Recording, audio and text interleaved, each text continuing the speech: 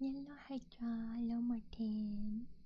Welcome, you guys. Hope you are well today. I had a lot of fun with the Batman Ninja movie yesterday. I'm glad I was able to share it with a couple of you. Hello, Mr. Riverman. Welcome in. Hope you're well today. We can't be continuing reading today. Let me make myself a little bigger, actually. There we go. There we go. Can't do more reading. Do more reading. We got what was it, 3 chapters in? 3 chapters in. And we are on 3 is Company. And we got part of the way into it. Pretty decent sized chapter.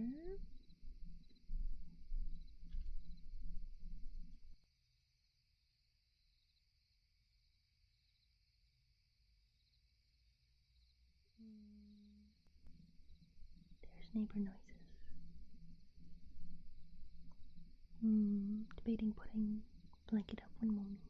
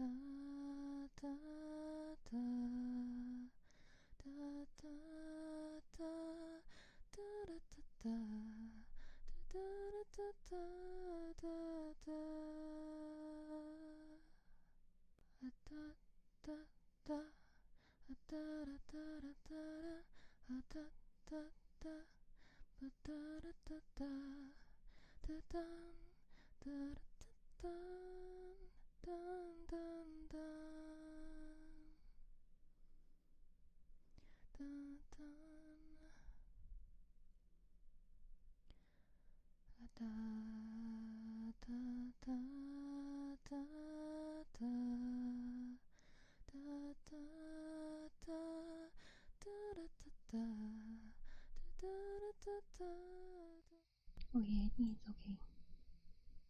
I think. Alright. We shall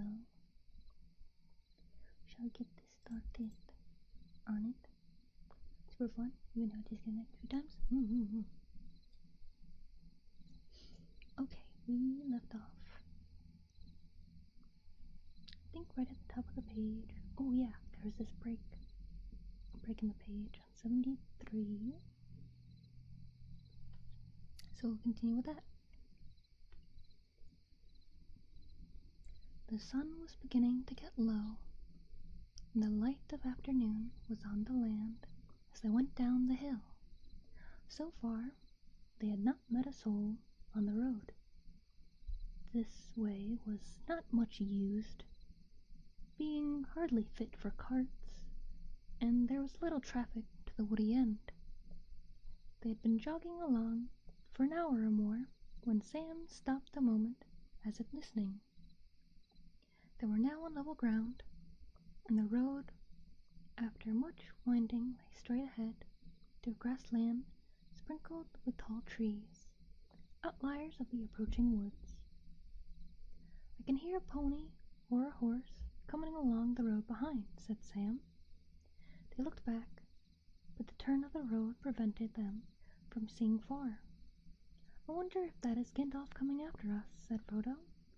But even as he said it, he had a feeling that it was not so, and a sudden desire to hide from the view of the rider came over him.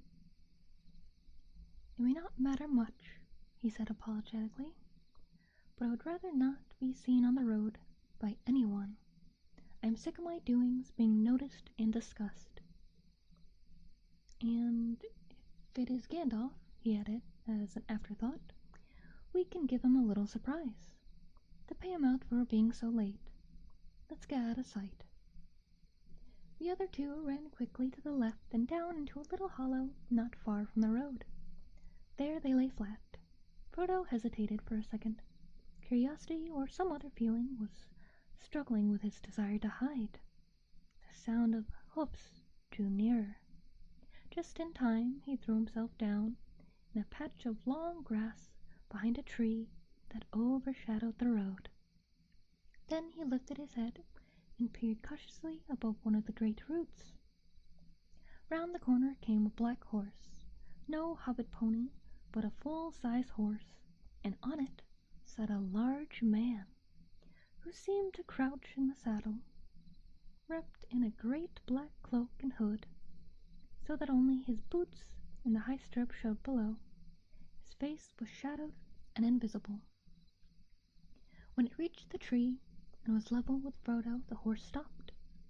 The riding figure sat quite still, with its head bowed, as if listening. From inside the hood came a noise, as if someone sniffing to catch an elusive scent. The head turned from side to side of the road. A sudden, unreasoning fear of discovery laid hold of Frodo, and he thought of his ring. He hardly dared to breathe, and yet the desire to get it out of his pocket became so strong that he began slowly to move his hand. He felt that he had only to slip it on, and then he would be safe. The advice of Gandalf seemed absurd. Bilbo had used the ring, and I am still in the Shire, he thought, as his hand touched the chain on which it hung. At the moment the rider sat up and shook the reins. The horse stepped forward, walking slowly at first, and then breaking into a quick trot. Frodo crawled to the edge of the road and watched the rider till he dwindled into the distance. He could not be quite sure, but it seemed to him that suddenly, before it passed out of sight, the horse turned aside and went into the trees on the right. Hi, Bad Request, welcome in Alfbern today. Well, I call that very queer and indeed disturbing, said Frodo to himself, as he walked towards his companions. Pippin and Sam had remained flat in the grass, and had seen nothing, so Frodo described the rider and his strange behavior. I can't say why, but I felt certain he was looking, or smelling, for me. And also I felt certain that I did not want him to discover me. I've never seen or felt anything like it in the Shire before. But what has one of the big people got to do with us? Said Pippin. And what is he doing in this part of the world? There are some men about, said Frodo, down in the South Farthing. They have had trouble with big people, I believe, but I have never heard of anything like this rider. I wonder where he comes from. Begging your pardon, put in Sam suddenly. I know where he comes from. It's from Hobbiton that this here Black Rider comes, unless there's more than one. I know where he's going to. What do you mean? Said Frodo sharply, looking at him in astonishment. Why didn't you speak up before? I've only just remembered, sir. It was like this. When I got back to our hole yesterday evening with the key, my dad, he says to me, "Hello, Sam," he says. "I thought you were away with Mr. Frodo this morning. There's been a strange customer asking for Mr. Baggins of Bag End, and he's only just gone. I sent him on to Bucklebury. Not that I liked the sound of him. He seemed mighty put out. When I told him Mr. Baggins had left his old home for good, he hissed at me, he did. It gave me quite the shudder. What sort of fellow was he? Says I to the gaffer. I don't know, says he, but he wasn't a hobbit. He was tall and black-like, and he stooped over me. I reckon it was one of the big folk from foreign parts. He spoke funny. I couldn't stay to hear more, sir, since you were waiting, and I didn't give much heed to it myself. The gaffer's getting old and more than a bit blind, and it must have been near dark when the fellow came up the hill and found him taking the air at the end of our row. I hope he hasn't done no harm, sir, nor me." "The gaffer can't be blamed anyway," said Frodo. "As a matter of fact, I heard him talking to a stranger, who seemed to be inquiring for me, and nearly went and asked him who it was." "No problem, silly Bobcoto. I hope you have a good night's sleep when you get to sleep. Want to give it a sip and stretch? I'll do that."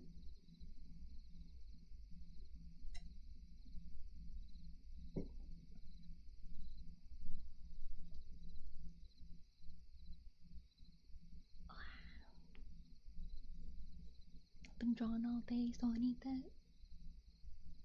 Not last night. Oh no.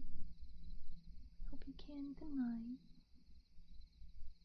Ooh, my neck. Wow. Okay. Almost made myself dizzy doing that. Okay. I wish I had, or you had told me about it before. I might have been more careful on the road. Still, there may be no connection between the rider and the gaffer's stranger, said Pippin. We left Hobbiton secretly enough. I don't see how he would have followed us. What about the smelling, sir?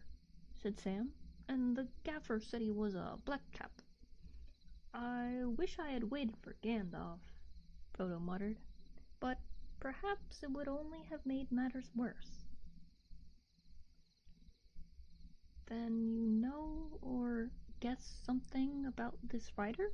Said Pippin, who had caught the muttered words. I don't know.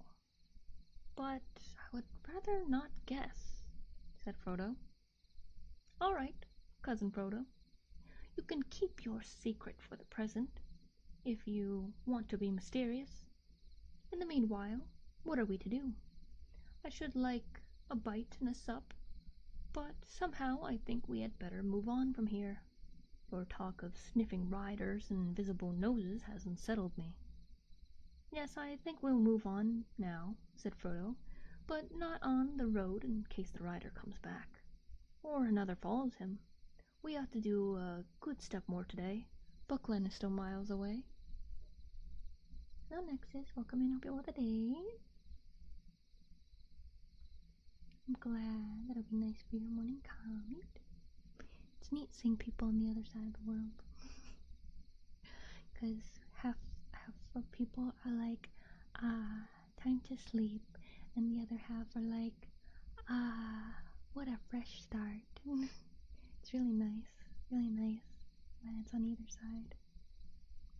Hello Angel, welcome in. Hope it was a day, I'm glad you made it.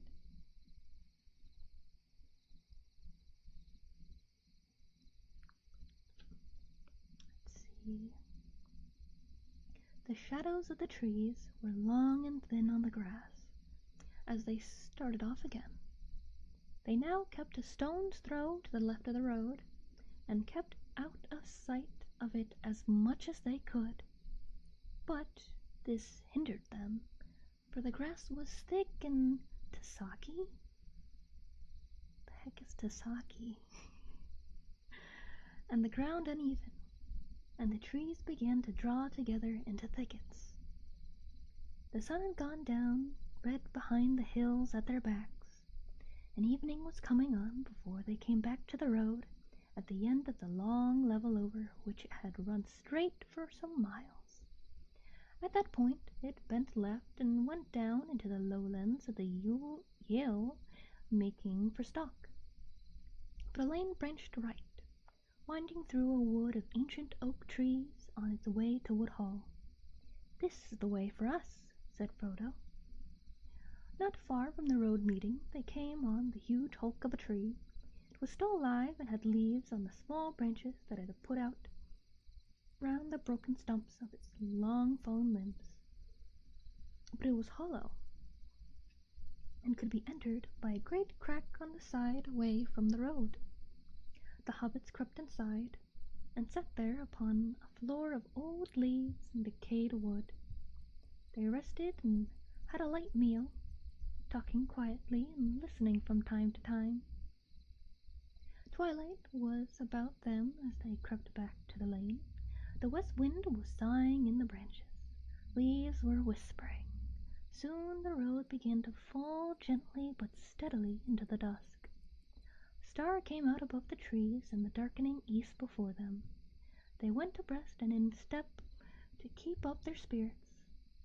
After a time, as the stars grew thicker and brighter, the feeling of disquiet left them, and they no longer listened for the sound of hoofs. They began to hum softly, as hobbits have a way of doing as they walk along, especially when they are drawing near to home at night.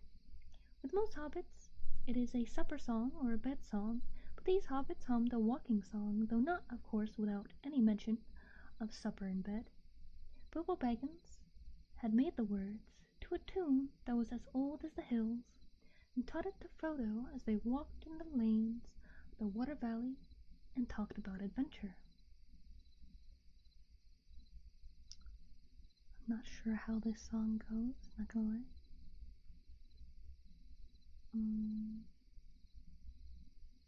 I guess I'll just read it as a poem.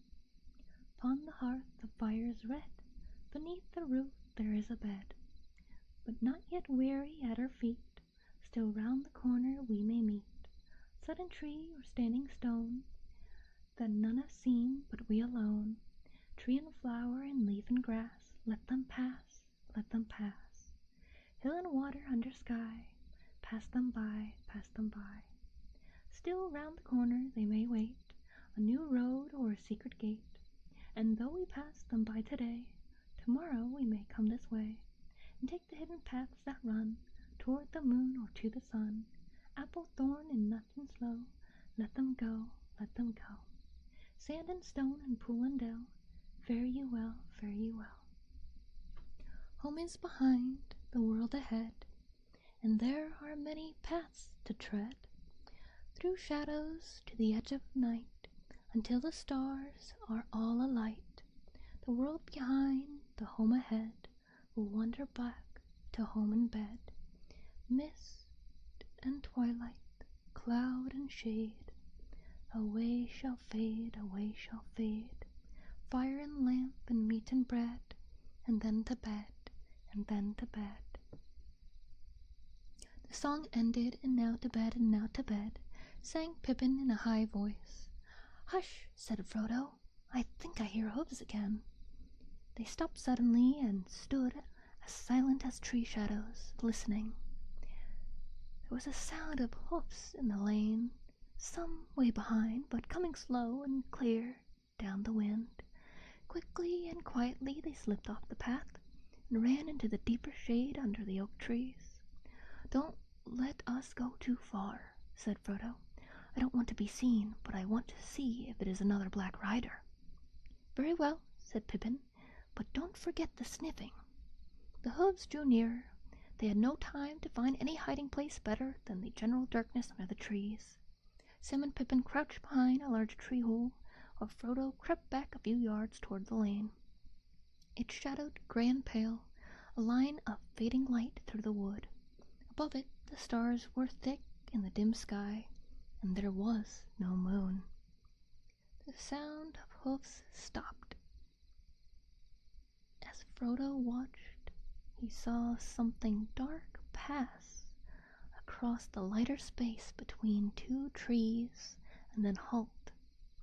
It looked like the black shade of a horse where they had left the path, and it swayed from side to side. Frodo thought he heard the sound of snuffling. The shadow bent to the ground and then began to crawl towards them. Once more the desire to slip on the ring came over Frodo, but this time it was stronger than before. So strong that, almost before he realized what he was doing, his hand was groping in his pocket. But at that moment there came a sound like mingled song and laughter. Clear voices rose and fell in the starlit air. Black Shadow straightened up and retreated. It climbed onto the shadowy horse, seemed to vanish across the lane to the darkness on the other side. Frodo breathed again.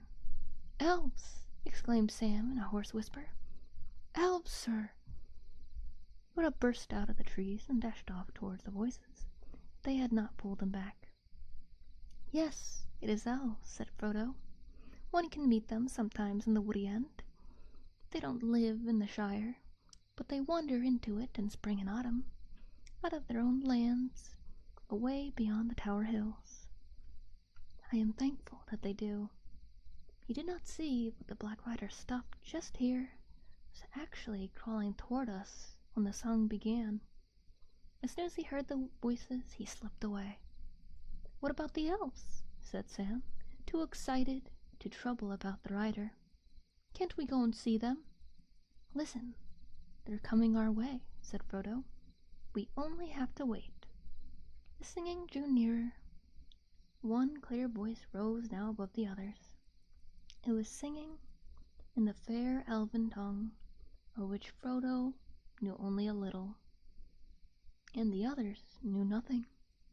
Yet the sound, blending with the melody, seemed to shape itself in their thought into words, which was only partly understood, and this was the song as Frodo heard it.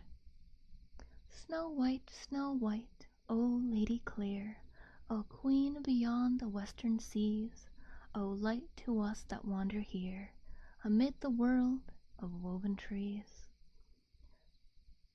Gathiniel, O Elbereth, clear are the eyes, and bright thy breath. Snow white, we sing to thee, in a land far beyond the sea. O stars that in the sunless year, with shining hand by her were sown, In windy fields now bright and clear, we see your silver blossom blown. O Elbereth, Gilthoniel, we still remember, we who dwell in this far land beneath the trees, the starlight on the western seas. The song ended. These are high elves. They spoke the name of Albereth, said Frodo in amazement. Few of the fairest folk are ever seen in the Shire. Not many now remain in Middle-earth, east of the great sea. This is indeed a strange chance. The hobbits sat in shadow by the wayside. Before long the elves came down the lane towards the valley. They passed slowly, and the hobbits could see the starlight glimmering on their hair and in their eyes. They bore no lights, yet as they walked to shimmer, like the light of the moon above the rim of the hills before it rises, seemed to fall about their feet. They were now silent, and as the last elf passed, he turned and looked toward the hobbits and laughed. "Hail, Frodo!" he cried. "You are abroad late, or are you perhaps lost?" Then he called aloud to the others, and all the company stopped and gathered round. "This is indeed wonderful," they said. "3 hobbits in a wood at night. We have not seen such a thing since Bilbo went away. What is the meaning of it?" "The meaning of it, fair people," said Frodo, "is simply that we seem to be going the same way as you are. I like walking under the stars, but I would welcome your company." "But we have no need for other company, and hobbits are so dull," they laughed. "But how do you know that we are going the same way as you, for you do not know whither you are going?" "And how do you know my name?" asked Frodo in return. "We know many things," they said. "We have seen you often before with Bilbo, though you may not have seen us." "Who are you, and who is your lord?" asked Frodo. "I am Gildor," answered their leader, the elf who had first hailed them.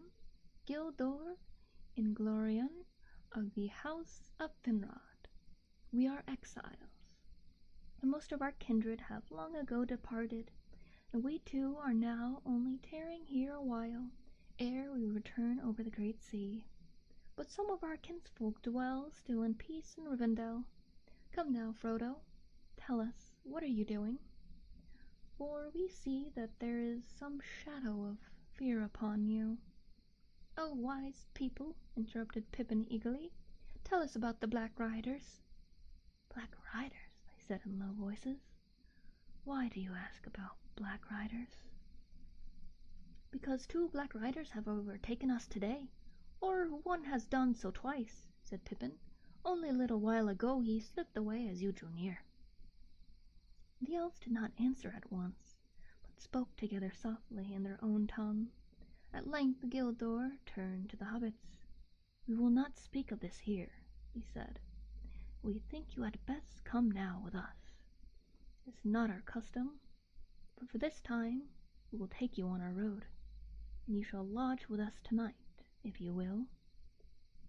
"Oh, fair folk, this is good fortune beyond my hope," said Pippin. Sam was speechless. "I thank you indeed, Gildor Inglorion," said Frodo, bowing. "Alen sila luminen omen te lavo." "A star shines on the hour of our meeting," he added in the High Elven speech. If there's anyone who speaks Elvish in chat, I'm sorry if I butcher it. "Be careful, friends," cried Gildor, laughing. "Speak no secrets. Here is a scholar in the ancient tongue. Bilbo was a great master. Hail, elf friend," he said, bowing to Frodo. "Come now with your friends and join our company. You had best walk in the middle so that you may not stray. You may be weary before we halt." "Why, where are we going?" asked Frodo. "For tonight we go to the woods on the hills above Woodhall. It is some miles, but you shall have rest at the end of it, and it will shorten your journey tomorrow." They now marched on again in silence, and passed like shadows and faint lights, for elves, and even more than hobbits, could walk when they wished without sound or footfall. Pippin soon began to feel sleepy, and staggered once or twice, but each time a tall elf at his side put out his arm and saved him from a fall.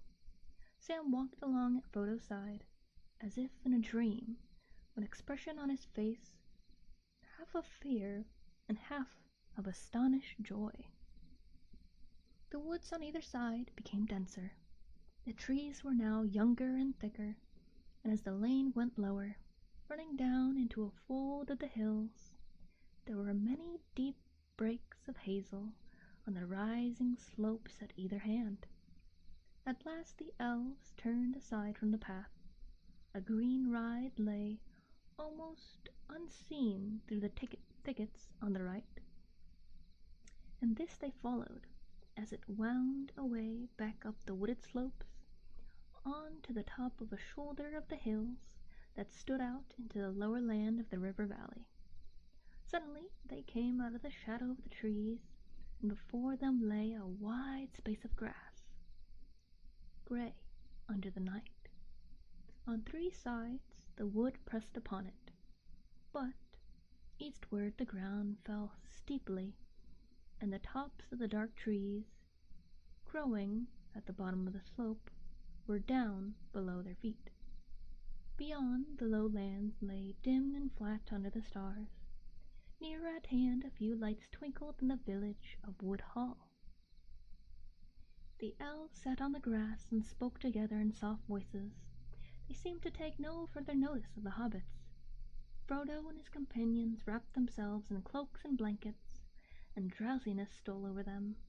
The night grew on, and the lights in the valley went out. Pippin fell asleep, pillowed on a green hillock. Away high in the east swung Remarath, the netted stars, and slowly above the mist red Borgo rose, glowing like a jewel of fire. Then, by some shift of airs, all the mist was drawn away like a veil, and there leaned up, as he climbed over the rim of the world, the swordsman of the sky, Manel Vagor, and his shining belt. The elves all burst into song. Suddenly, under the trees, a fire sprang up with a red light. "Come," said the elves, called to the hobbits. "Come, now is the time for speech and merriment." Pippin sat up and rubbed his eyes. He shivered. "There's a fire in the hall and food for hungry guests," said the elf standing before him. At the south end of the greensward there was an opening. There the green floor ran on into the wood, and formed a wide space like a hall, roofed by boughs of trees. Their great trunks ran like pillars down each side. In the middle there was a wood fire blazing. Upon the three pillars torches with lights of gold and silver were burning steadily. The elves sat round the fire upon the grass and upon the sewn rings of old trunks. Some went to and fro bearing cups and pouring drink. Others brought food on heaped piles and plates and dishes.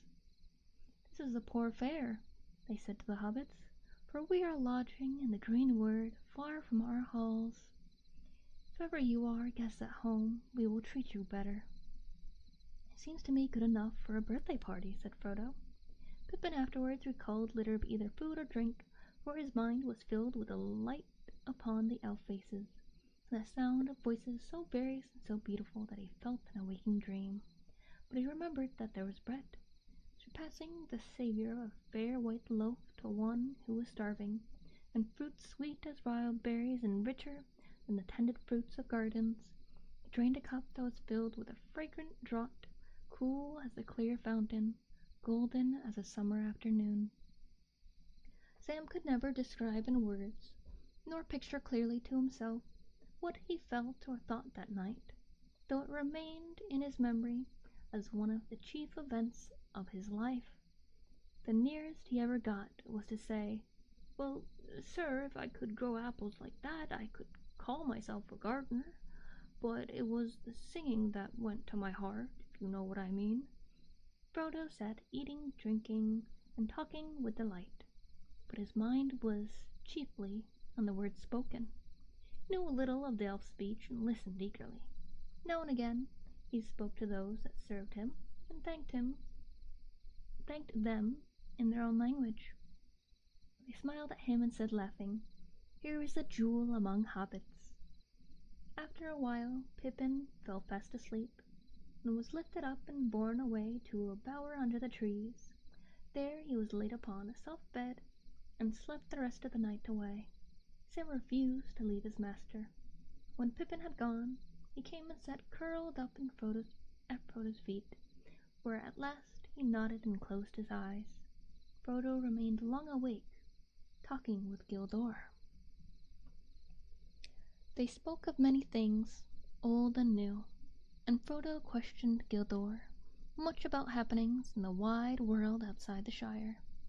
The tidings were mostly sad and ominous, of gathering darkness, the wars of men, and the flight of the elves. At last Frodo asked the question that was nearest to his heart. "Tell me, Gildor, have you ever seen Bilbo since he left us?" Gildor smiled. "Yes," he answered, "twice. He said farewell to us on this very spot. But I saw him once again, far from here." He would say no more about Bilbo, and Frodo fell silent. I'll take a sippy real quick.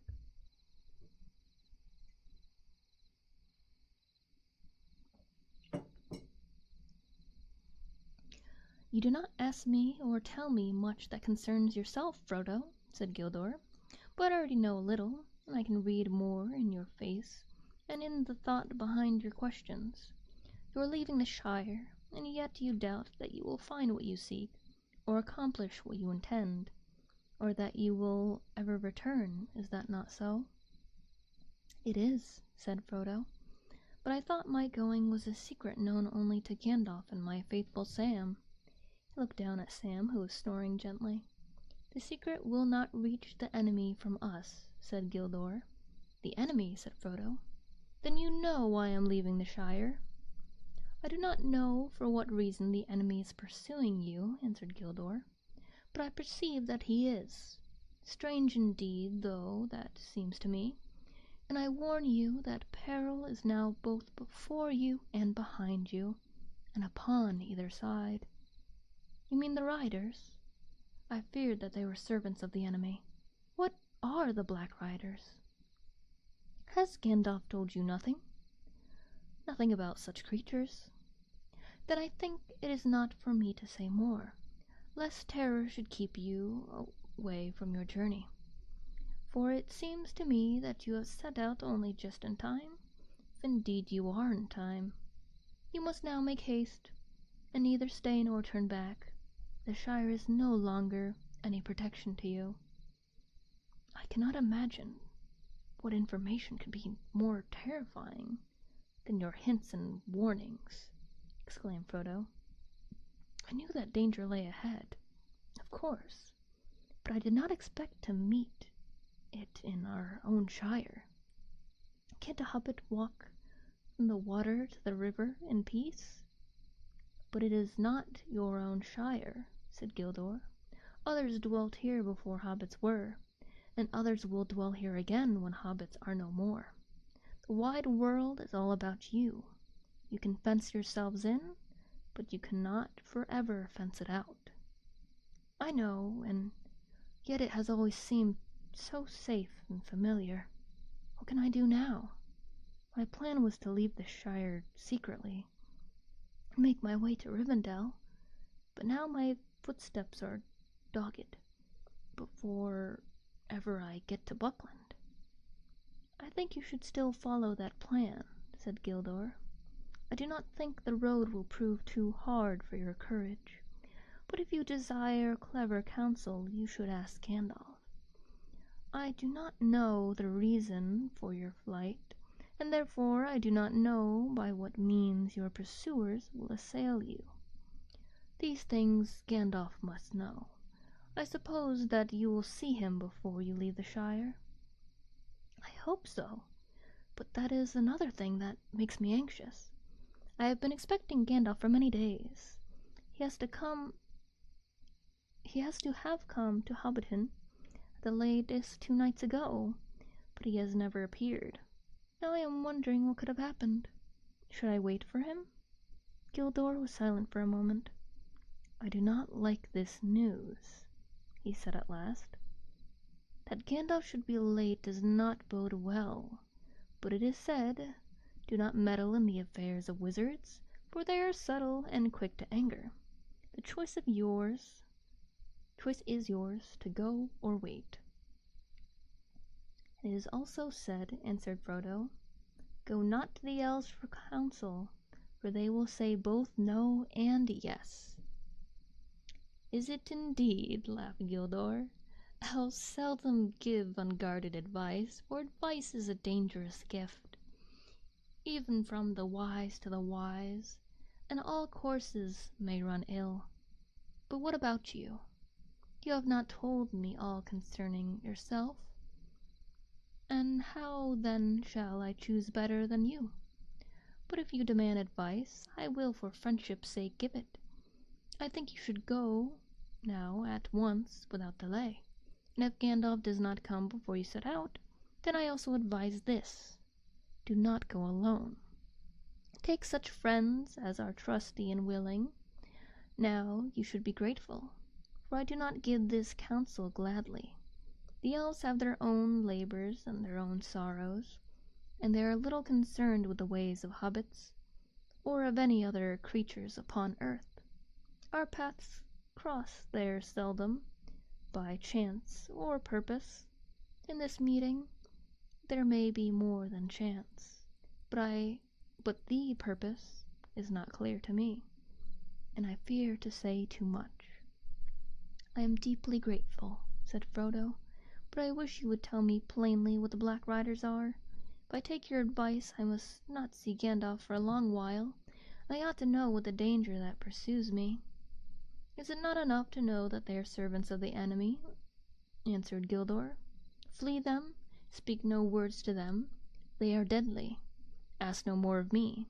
But my heart forbids that ere all is ended, you, Frodo son of Drogo, will know more of these fell things than Gildor in Glorion. May Erebeth protect you." "But where shall I find courage?" asked Frodo. "That is what I chiefly need." "Courage is found in unlikely places," said Gildor. "Be of good hope. Sleep now. In the morning we shall have gone, but we will send our messages through the lands. The wandering companies shall know of your journey, and those that have power for good shall be on the watch. I name you Alfbern, and may the stars shine upon the end of your road. Seldom have we had such delight in strangers, and it is fair to hear words of the ancient speech from the lips of other wanderers in the world." Frodo felt sleep coming upon him, even as Gildor finished speaking. "I will sleep now," he said, and the elf led him to a bower beside Pippin, and he threw himself upon a bed, and fell at once into a dreamless slumber. Hello Adam, welcome and open today. And now we are on to chapter 4. A shortcut to mushrooms.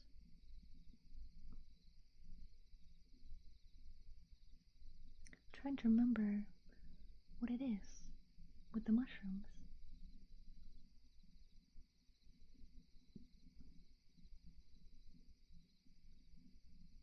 In the morning, Frodo woke refreshed. He was lying in a bower made by a living tree, with the branches laced and drooping to the ground. His bed was of fern and grass, deep and soft and strangely fragrant. The sun was shining through the fluttering leaves, which were still green upon the tree. He jumped up and went out.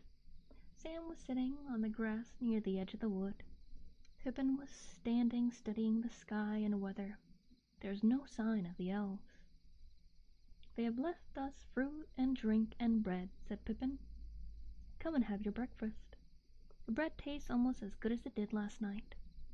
I did not want to leave you any, but Sam insisted. Frodo sat down beside Sam and began to eat. What is the plan for today? Asked Pippin. To walk to Buckleberry as quickly as possible, answered Frodo, and gave his attention to the food. Do you think we shall see anything of those riders? Asked Pippin, cheerfully. Under the morning sun, the prospect of seeing a whole troop of them did not seem very alarming to him. Yes, probably, said Frodo, not liking the reminder, but I hope to get across the river without their seeing us. Did you find out anything about Gandalf from them? Not much, only hints and riddles, said Frodo evasively. Did you ask about the sniffing? We didn't discuss it, said Frodo with his mouth full. You should have. I am sure it is very important. In that case, I am sure Gildor would have refused to explain it, said Frodo sharply. And now leave me in peace for a bit. I don't want to answer a string of questions while I'm eating. I want to think. Good heavens, said Pippin, at breakfast? He walked away towards the edge of the crane. From Frodo's mind, the bright morning, treacherously bright, he thought, had not banished the fear of pursuit, and he pondered the words of Gildor. The merry voice of Pippin came to him.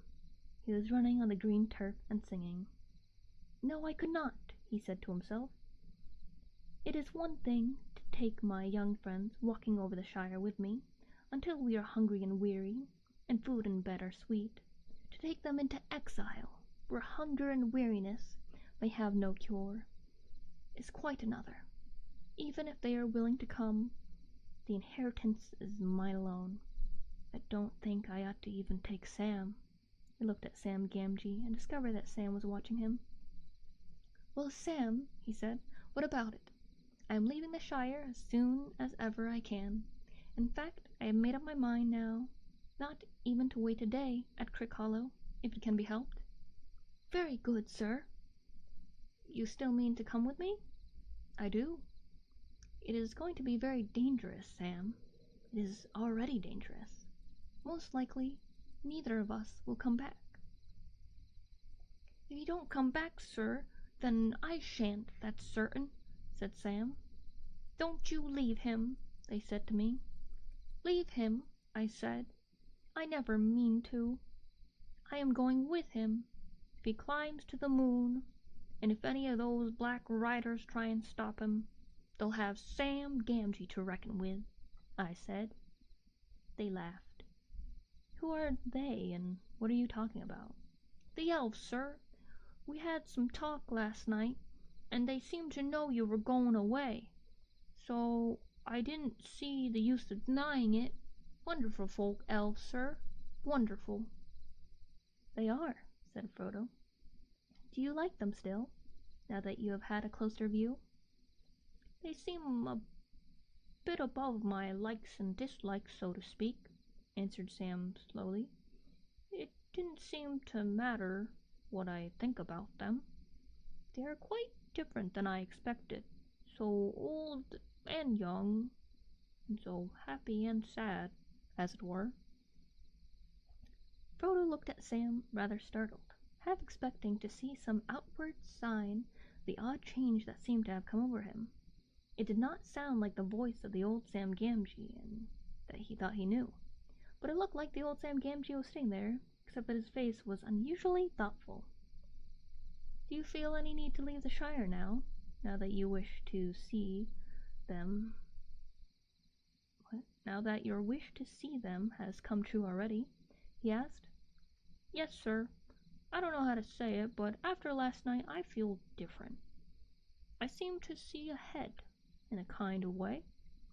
I know we are going to take a very long road into darkness, but I know I can't turn back.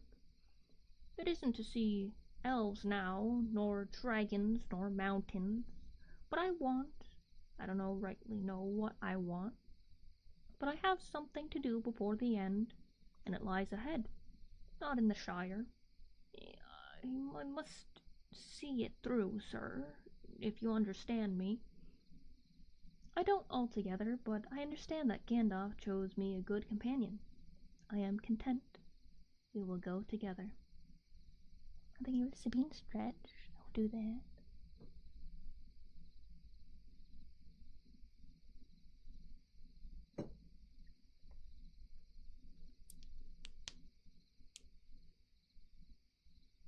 crackly.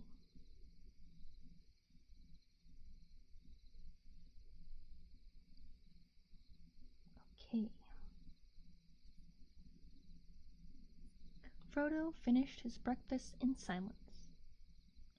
Then, standing up, he looked over the land ahead and called to Pippin. "All ready to start?" he said as Pippin ran up. "We must be getting off at once. You slept late, and there are a good many miles to go." "You slept late, you mean," said Pippin. "I was up long before, and we are only waiting for you to finish eating and thinking. I've finished both now, and I'm going to make for Buckleberry Ferry as quickly as possible. I'm not going out of the way, back to the road we left last night. I'm going to cut straight across country from here." "Then you are going to fly," said Pippin. "You won't cut straight on foot anywhere in this country." "We can cut straighter than the road anyway," answered Frodo. "The ferry is east from Woodhull, but the hard road curves away to the left. You can see a bend of it away north over here. It goes round the north end of the marsh, so as to strike the causeway from the bridge above Stock. But that is miles out of the way. We could save a quarter of the distance if we made a line for the ferry from where we stand." "Short cuts make long delays," argued Pippin. "The country is rough round here, and there are bogs and all kinds of difficulties down in the marsh. I know the land in these parts, and if you're worrying about black riders, I can't see that in any worse meeting them on the road than in a wood or a field." "It's less easy to find people in the woods and fields," answered Frodo. "And if you are supposed to be on the road, there's some chance that you'll be looked for on the road and not off it." "All right," said Pippin. "I will follow you to every bog and ditch, but it is hard. I had counted on passing the Golden Perch at Stock before sundown, the best beer in the East Farthing, or used to be. It's a long time since I tasted it." "That settles it," said Frodo. "Short cuts make delays, but inns make longer ones. At all costs we must keep you away from the Golden Perch. We want to get to Buckleberry before dark. What do you say, Sam?" "I'll go along with you, Mr. Frodo," said Sam, in spite of private misgiving and deep regret for the best beer in the East Farthing. "Then if we are going to toil through bog and brae, let's go now," said Pippin. It was already nearly as hot as it had been the day before, but clouds were beginning to come up from the west. It looked likely to turn to rain. The hobbits scrambled down a steep green bank and plunged into the thick trees below. Their course had been chosen to leave Woodhull to their left, and to cut slanting through the woods that clustered along the eastern side of the hills until they reached the flats beyond. Then they could make straight for the ferry over country that was open, except for a few ditches and fences. Frodo reckoned they had 18 miles to go in a straight line. He soon found that the thicket was closer and more tangled than it had appeared. There were no paths in the undergrowth, and they did not get on very fast. When they had struggled to the bottom of the bank, they found a stream running down from the hills, behind in a deeply dug bed with steep slippery sides overhung with brambles.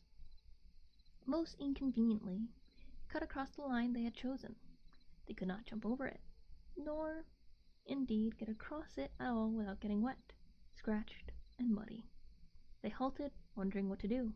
"First check," said Pippin, smiling grimly. "Welcome in, chicken. Hope you have a nice time where you are." Sam Gamgee looked back. Through an opening in the trees, he caught a glimpse of the top of the green bank from which they had climbed down. "Look," he said, clutching Frodo by the arm. They all looked, and on the edge high above them they saw against the sky a horse standing. Beside it stooped a black figure. They at once gave up any idea of going back. Frodo led the way, and plunged quickly into the thick branches beside the stream. "Whew!" he said to Pippin. "We were both right. The shortcut had gone crooked already, and we got under cover only just in time. You got sharp ears, Sam. Can you hear anything coming?" They stood still, almost holding their breath as they listened, but there was no sound of pursuit.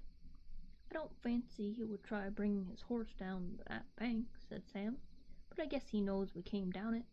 We'd better not be going on." Going on was not altogether easy. They had packs to carry, and the bushes and brambles were reluctant to let them through.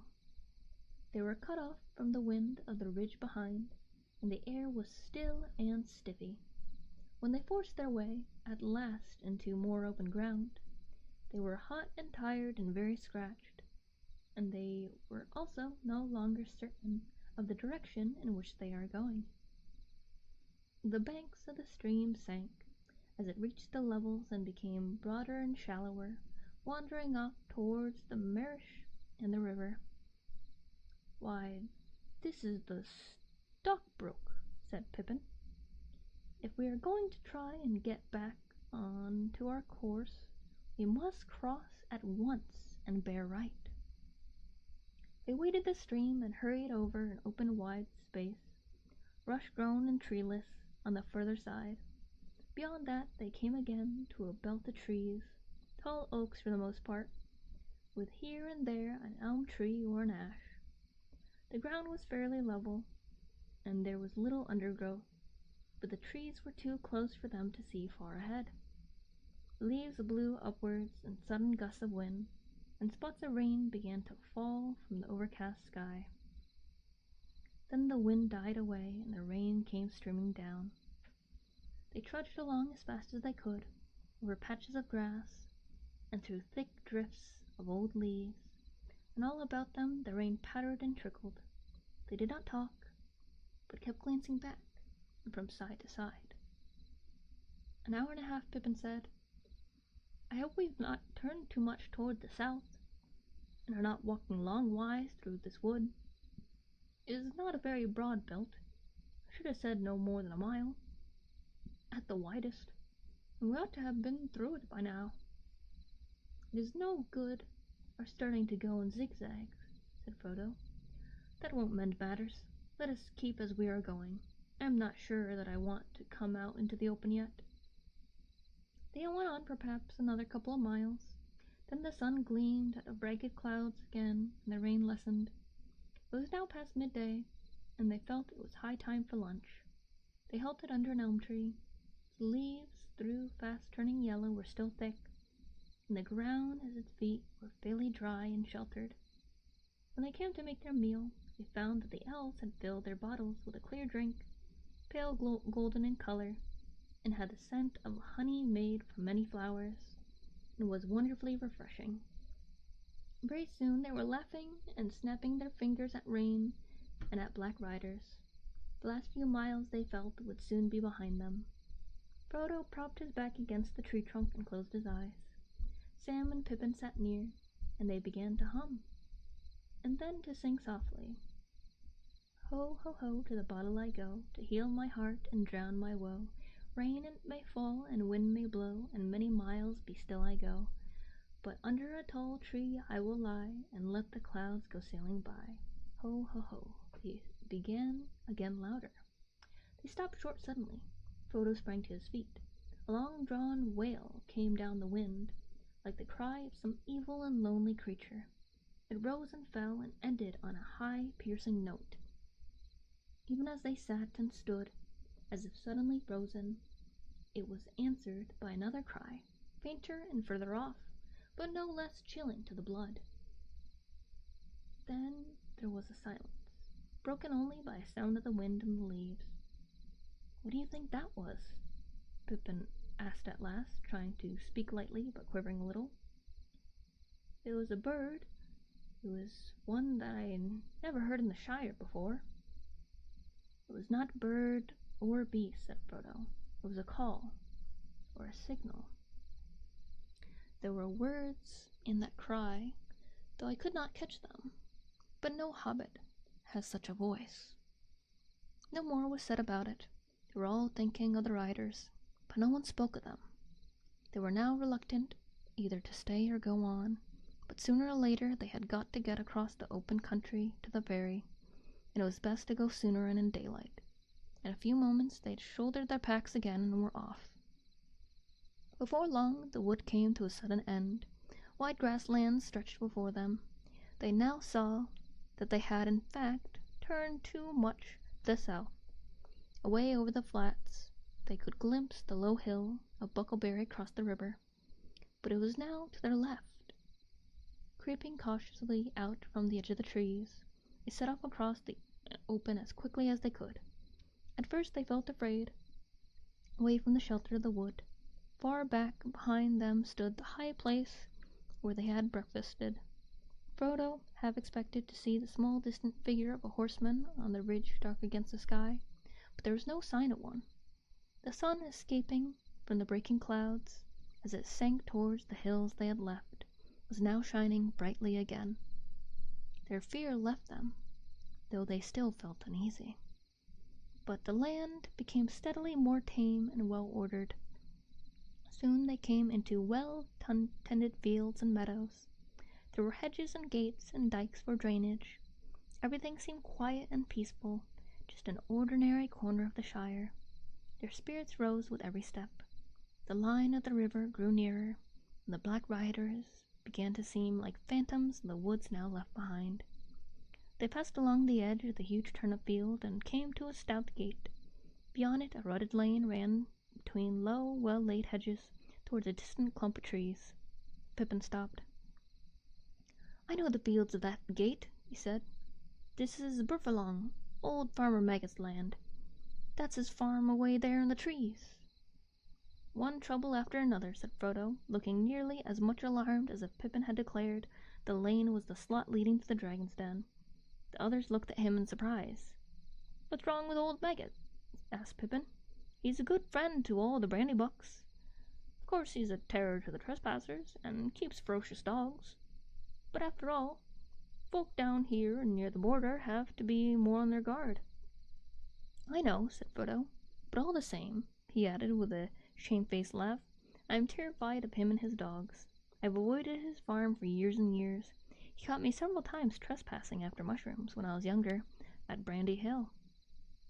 On the last occasion he beat me, and then took me and showed me to his dogs. 'See, lads,' he said, 'next time this young varmint sets foot on my land, you can eat him. Now see him off.' They chased me all the way to the ferry. I have never got over that fright, though I dare say the beasts knew their business and would not really have touched me." Pippin laughed. "Well, it's time you made it up, especially if you are coming back to live in Buckland. Old Maggot is really a stout fellow, if you leave his mushrooms alone. Let's get into the lane, and then we shan't be trespassing. If we meet him, I'll do the talking. He's a friend of Mary's, and I used to come here with him a great deal at one time."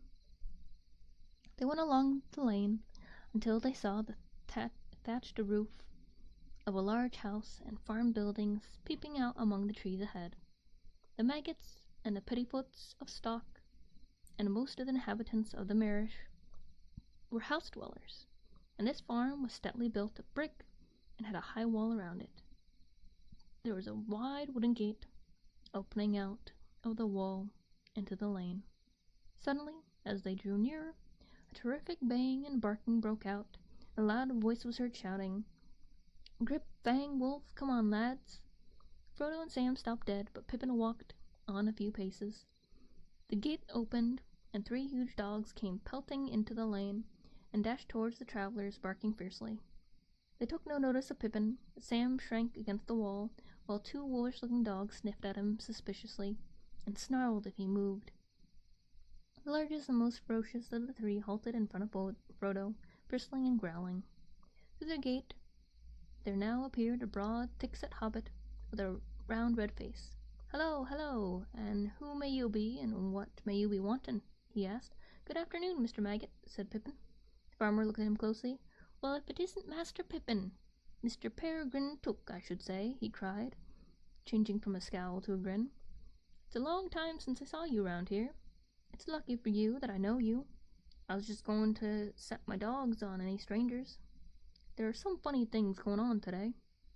Of course, we do get queer folk wandering in these parts at times. Too near the river," he said, shaking his head. "But the fellow was the most outlandish I had ever set my eyes on. He won't cross my land without leave a second time. Not if I can stop it. Have a sip real quick.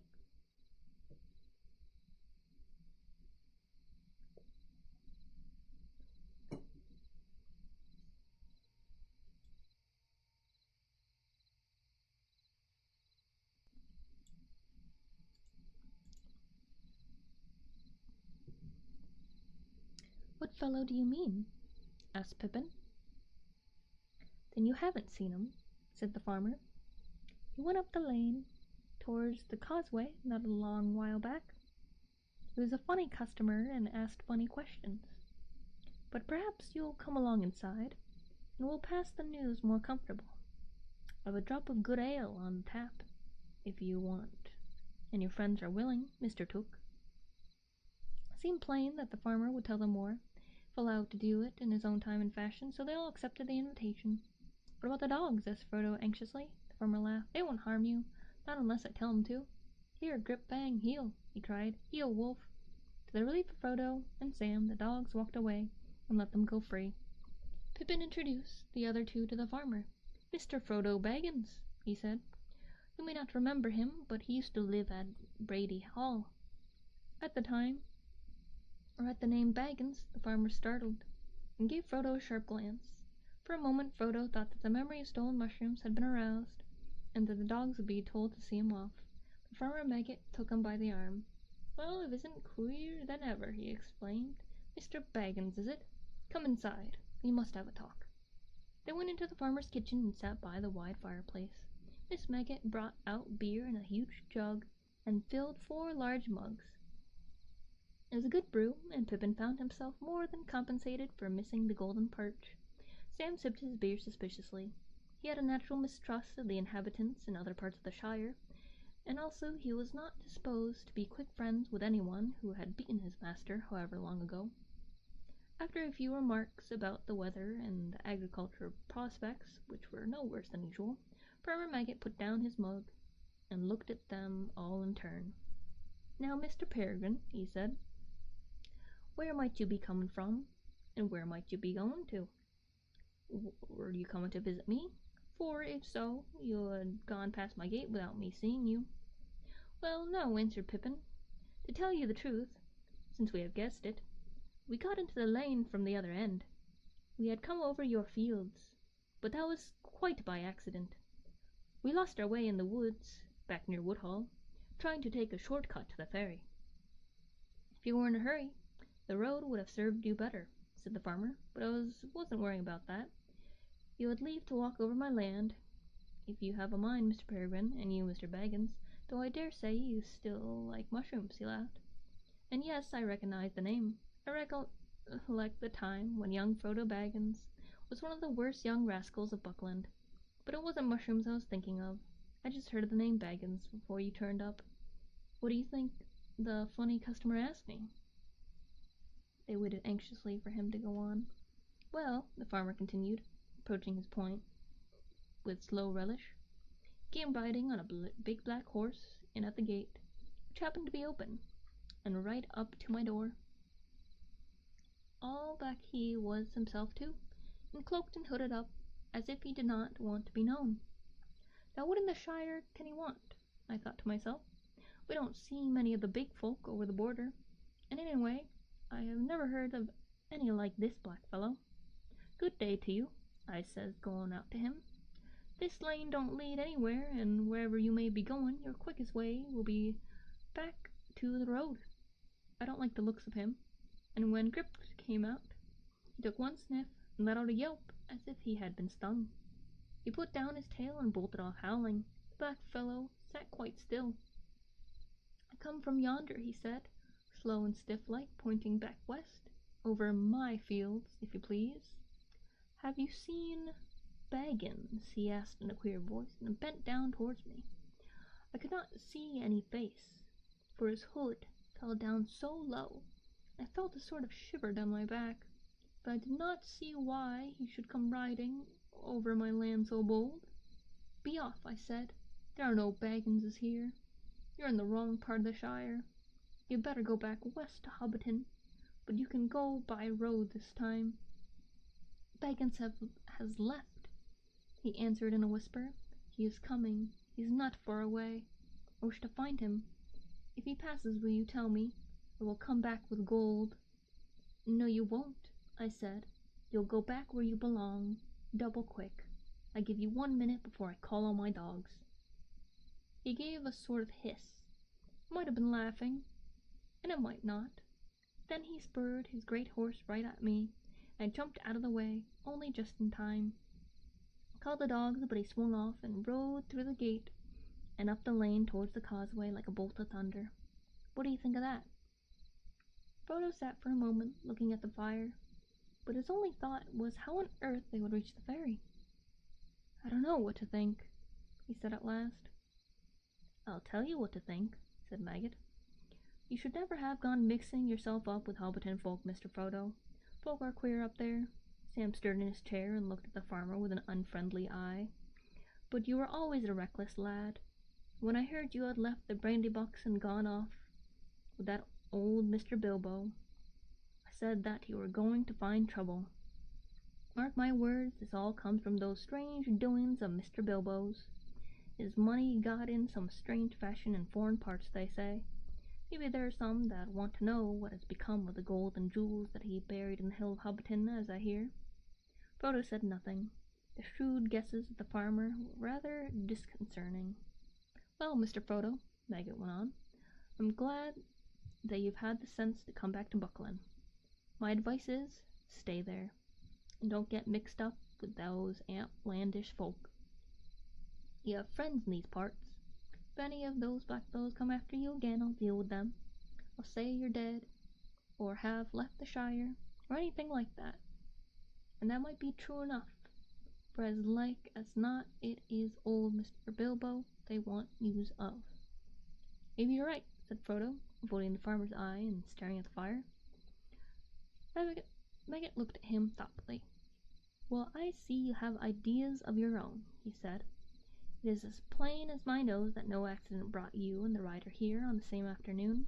Maybe my news has no great news to you after all. I'm not asking you to tell me anything you have a mind to keep to yourself, but I see you are in some kind of trouble. Perhaps you are thinking it won't be too easy to get to the ferry without being caught." "I was thinking so," said Frodo. "But we've got to try and get there. It won't be done by sitting and thinking. So I'm afraid we must be going. Thank you very much indeed for your kindness. I've been in terror of you and your dogs for over 30 years, Farmer Maggot, though you may laugh to hear it. It's a pity, for I've missed a good friend, and now I'm sorry to leave so soon. But I'll come back, perhaps, one day, if I get a chance." "You'll be welcome when you come," said Maggot. "But now I have a notion.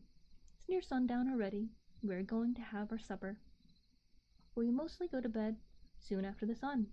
If you and Mr. Peregrine and all want to stay here and have a bite with us, we would be pleased." "And so should we," said Frodo. "But we must be going at once, I'm afraid. Even now it'll be dark before we can reach the ferry." "Ah, but wait a minute. I was going to say, after a bit of supper, I'll get a small wagon. I'll drive you all to the ferry. That will save you a good step, and it might also save you trouble for another sort." Frodo now accepted the invitation gratefully, to the relief of Pippin and Sam. The sun was already behind the western hills, and the light was failing. 2 of Maggot's sons and his 3 daughters came in, and a generous supper was laid on the large table. The kitchen was lit with candles, and the fire was mended. Miss Maggot bustled in and out. 1 or 2 other hobbits belonging to the farm household came in. In a short while 14 sat down to eat. There was beer in plenty, and a mighty dish of mushrooms and bacon, besides much other solid farmhouse fare. Dogs lay by the fire, and gnawed rinds and cracked bones. When they had finished, the farmer and his sons went out with a lantern and got the wagon ready. It was dark in the yard, and the guests came out. They threw their packs on board and climbed on. The farmer sat in the driving seat and whipped up 2 stout ponies. His wife stood in the light of the open door. "You'll be careful of yourself, Maggot," she called. "Don't go arguing with any foreigners and come straight back." "I will," he said, and drove out of the gate. There was now no breath of wind stirring, and night was still and quiet, and a chill was in the air. They went without lights and took it slowly. After a mile or 2 the lane came to an end, crossing a deep hike, and climbing a short slope up on the high-banked causeway. Maggot got down and took a good look either way, north and south, but nothing could be seen in the darkness. There was not a sound in the still air. Thin strands of river mist were hanging above the dikes, crawling over the field. "It's going to be thick," said Maggot, "but I'll not light my lantern till I turn for home. We'll hear anything on the road long before we meet it tonight." It was 5 miles or more from Maggot's lane to the ferry. The hobbits wrapped themselves up, but their ears were strained for any sounds above the creak of the wheels and the slow clop of the ponies' hooves. The wagon seemed slower than a snail to Frodo. Beside him, Pippin was nodding towards sleep, but Sam was staring forwards into the rising fog. They reached the entrance to the ferry lane at last. It was marked by 2 tall white posts that suddenly loomed up on their right. Farmer Maggot drew in his ponies, and the wagon creaked to a halt. They were just beginning to scramble out, when suddenly they heard what they had all been dreading: hooves on the road ahead. The sound was coming towards them. Maggot jumped down and stood holding the ponies' heads, and peering forward into the gloom. Clip, clop, came the approaching rider. The fall of the hooves sounded loud in the still, foggy air. "You better be hidden, Mr. Frodo," said Sam anxiously. "You get down in the wagon and cover up with blankets, and we'll send this rider to the rigabouts." He climbed up and went to the farmer's side. Black Rider should have to ride over him to get near the wagon. Clop, clop, clop, clop. The rider was nearly on them. "Hello there," called Farmer Maggot. The advancing hooves stopped short, and thought they could dimly guess a dark clouded shape in the mist, a yard or 2 ahead. "Now then," said the farmer, throwing the reins to Sam and striding forward, "don't you come a step nearer. What do you want, and where are you going?" "I want Mr. Baggins." "Have you seen him?" said a muffled voice. But the voice was of Mary Brandybuck. The dark lantern was uncovered, and its light fell on the astonished face of the farmer. "Mr. Mary!" he cried. "Yes, of course. Who did you think it was?" said Mary, coming forward.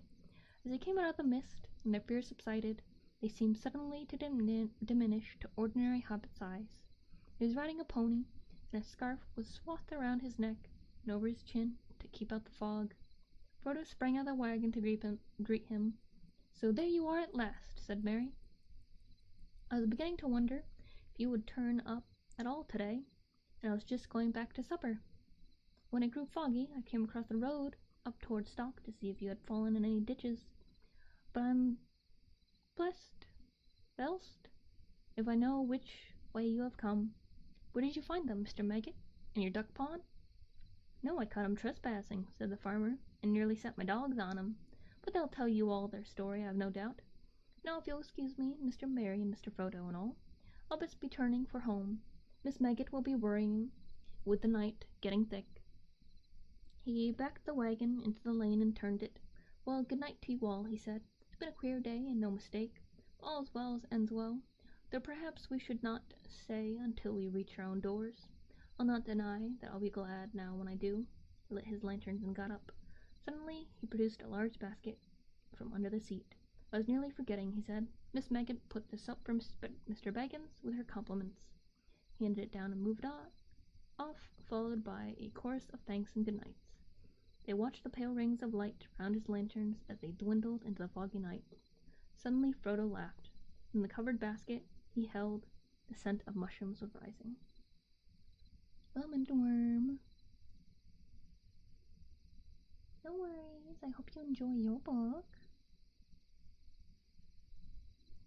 Good night, good night. And with that, we finish chapter 4.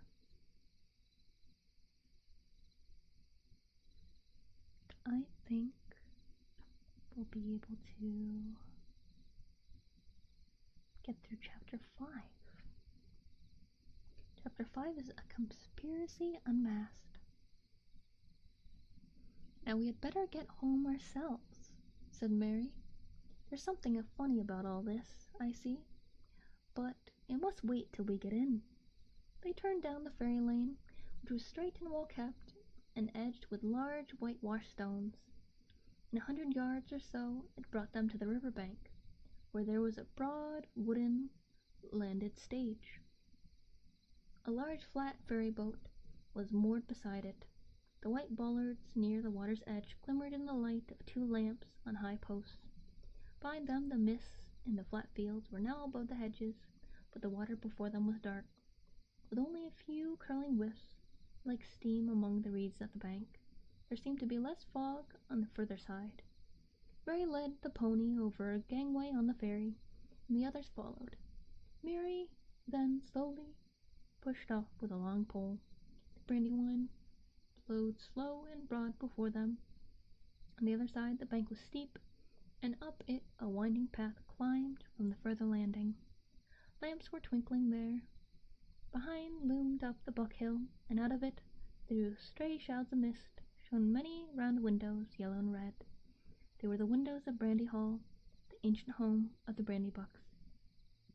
Long ago, Gore-handed Old Buck, head of the Old Buck family, one of the oldest in the Marish, or indeed in the Shire, had crossed the river, which was the original boundary of the land eastwards. He built and excavated Brandy Hall, changed the name to Brandy Buck, and settled down to become master of what was virtually a small independent country. His family grew and grew, and after his days continued to grow, until Brandy Hall occupied the whole of the low hill, and had 3 large front doors, many side doors, and about 100 windows. The Brandy Bucks and their numerous dependents then began to burrow, and later to build all round about.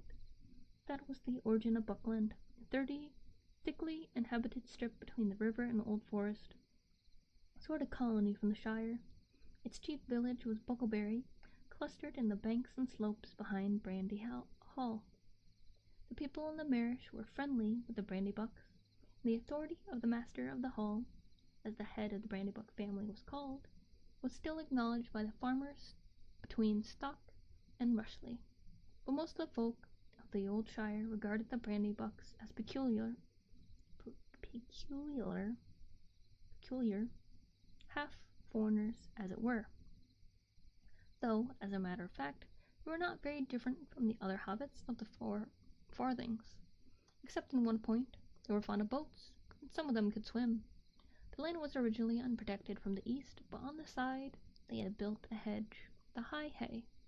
It had been planted many generations ago and was now thick and tall, for it was constantly tended. It ran all the way from Brandywine Bridge in a big loop carving away from the river to Haysend, where the Withy window flowed out of the forest into the Brandywine, well over 20 miles from end to end. But of course, it was not a complete protection. The forest drew close to the hedge in many places. The Brandy Bucks kept their doors locked and dark, and that also was not usual in the Shire. The ferry boat moved across the water slowly. The Buckland shore drew nearer. Sam was the only member in the party who had not been over the river before. He had a strange feeling as the slow gurgling stream slipped by. His old life lay behind the mists. Dark adventure lay in front. He scratched his head, and for a moment, had a passing with Mr. Frodo, could have gone on living quietly in Bag End. Pressing wish. The 4 hobbits stepped off the ferry. Mary was tying it up, and Pippin was already leading the pony up the path, when Sam, who had been looking back, as if to take farewell to the Shire, said in a hoarse whisper, "Look back, Mr. Frodo, do you see anything?" On the far stage and their distant lamps they could make out a figure. It looked like a dark black bundle left behind, but as they looked, it seemed to move and sway this way and that as if searching the ground. It then crawled and went crouching back to the gloom beyond the lamps. "What in the Shire's that?" exclaimed Mary. "Something that is following us," said Frodo. "But don't ask any more now. Let's get away at once." They hurried up the path to the top of the bank, but when they looked back, The far shore was shrouded in mist, and nothing could be seen. "Thank goodness you don't keep any boats on the west bank," said Frodo. "Can horses cross the river?" "They can go 20 miles north of the Brandywine Bridge, or they might swim," answered Mary, "though I've never heard of any horse swimming the Brandywine. What have horses to do with it?" "I'll tell you later. Let's get indoors, and then we can talk." "All right, you and Pippin know the way. So I'll just ride on and tell Fetty Bulger that you are coming. We'll see about supper and things. We had our supper early with Farmer Maggot," said Frodo, "but we could do with another." "You'll have it. Give me that basket," said Mary, and rode ahead into the darkness. It was some distance from the Brandywine to Frodo's new house at Crick Hollow. They passed Buck Hill and Brandy Hill on their left, and on the outskirts of Buckleberry struck the main road of Buckland that ran south from the bridge. Half a mile northward along this they came to a lane opening on their right. They had followed for a couple miles as it climbed up and down into the country. At last they came to a narrow bridge and a thick hedge. Nothing could be seen of the house in the dark. It stood back from the lane in the middle of the wide circle lawn surrounded by a belt of low trees inside the outer hedge. Frodo had chosen it because it stood in an out-of-the-way corner of the country, and there was no other dwellings close by. You could get in and out without being noticed. It had been built a long while before by the Brandybucks for the use of guests or members of the family who wished to escape from the crowded life of Brandy Hall for a time. It was an old-fashioned, countrified house, as much like a hobbit hole as possible. It was long and low, with no upper story, and it had a roof of turf, round windows, and a large round door. As they walked up the green path from the gate, no light was visible. The windows were dark and shuttered. Frodo knocked on the door, and Fetty Bulger opened it. A friendly light streamed out. They slipped in quickly and shut themselves in the light inside. They were in a wide hall with doors on either side. In front of them a passage ran back down the middle of the house. "Well, what do you think of it?" asked Mary, coming up the passage. "We've done our best in a short time to make it look like home. After all, Fatty and I only got here with the last cartload yesterday." Frodo looked around. It did look like home. Many of his own favorite things, or Bilbo's things that reminded him sharply of him, were arranged as nearly as possible as they had been at Bag End. It was a pleasant, comfortable, and welcoming place, and he found himself wishing he was really coming here to settle down in quiet retirement.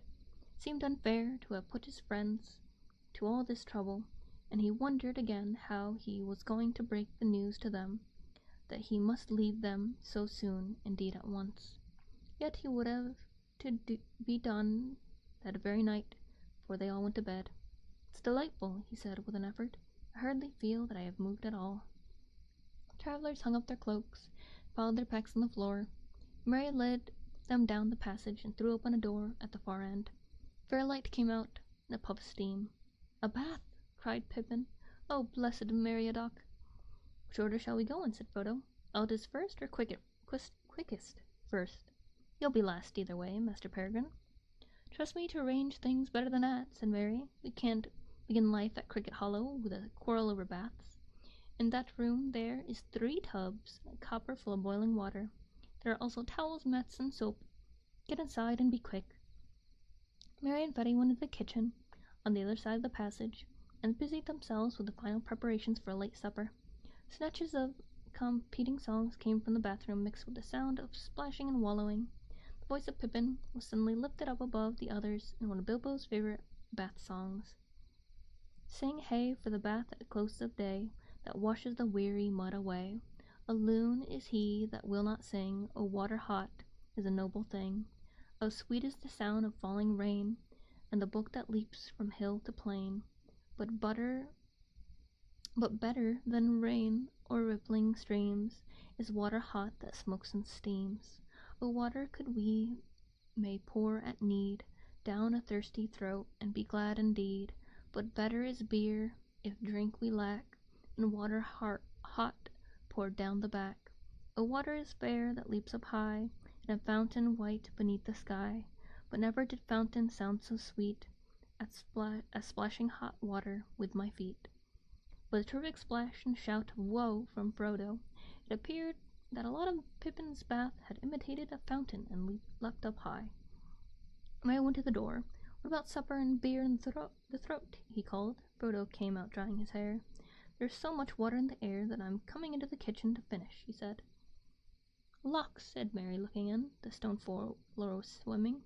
"You ought to mop all that up before you get anything to eat, Peregrine," he said. "Hurry up, or we shan't wait for you." They had supper in the kitchen, on a table near the fire.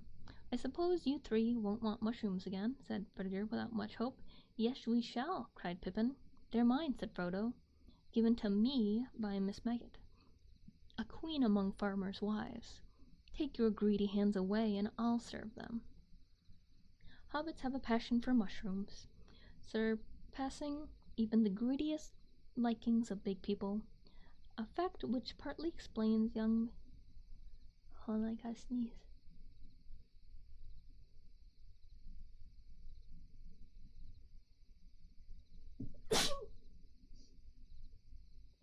Sorry. What was I? Thank you.